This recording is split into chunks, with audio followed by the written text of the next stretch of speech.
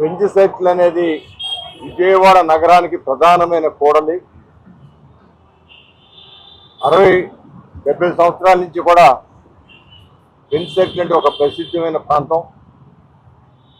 ఈ ప్రాంతంలో నిత్యం ట్రాఫిక్ వల్ల అనేక మంది ఇబ్బందులు గురవుతున్న సందర్భంలో 2014-19లో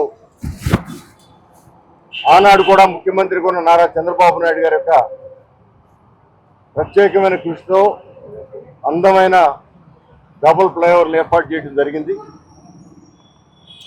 దానివల్ల కొంతమేరకు ట్రాఫిక్ కంట్రోల్ అయినా ఇంకా కూడా రోజు రోజుకు పెరుగుతున్న రద్దీకి మరింత అవకాశాలు కల్పించడానికి ఎంపీ కేసీఆర్ చిన్ని గారు ప్రత్యేకమైన శ్రద్ధ తీసుకుని కనకదుర్గమ్మ దగ్గర నుంచి ఫ్లైఓవర్ బెంచ్ సర్కిల్ వరకు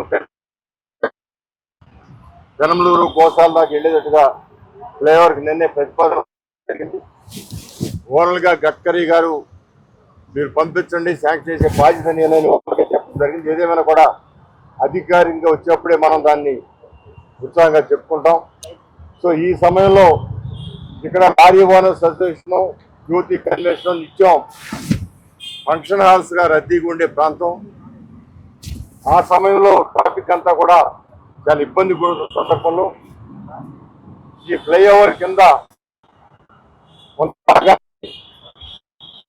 వచ్చే దారులు ఏర్పాటు చేసుకోవడం, కొన్ని అరేంజ్మెంట్ చేసి ఈరోజు నేషనల్ హైవే పీడీ గారు, అదేవిధంగా మన మున్సిపల్ కార్పొరేషన్ సిఈ గారు, ఎంపీ గారు, అదేవిధంగా మా స్థానిక కార్పొరేటర్ గారైన గాంధీశ్రీ గారు, సీనియర్ కార్పొరేటర్ అయిన గాంధీ గారు, మా అందరి సమక్షంలో ఇక్కడ ఒక చర్చ జరిగి దానికి ఒక సూచనలు సలహాలు ఇవ్వడం జరిగింది.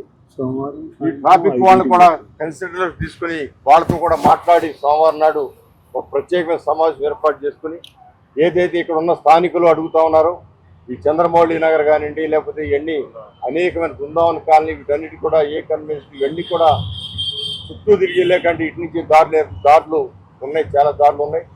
అందరూ సౌకర్యార్థం సోమవారం నాడు ట్రాఫిక్ వాళ్ళని కూడా కలుపుకుని వాళ్ళ యొక్క సూచనలు కూడా తీసుకుని ఫైనల్గా నిర్ణయించి ఈ యొక్క ప్రాంతంలో ఉన్న సమస్యని పరీక్షించడానికి ఈ రోజున ప్రత్యేకంగా ఇక్కడ అందరూ కూడా కూడటం జరిగింది. కూడి అందరూ ఆలోచించి స్థానికులు ఆలోచించి చెప్పారు.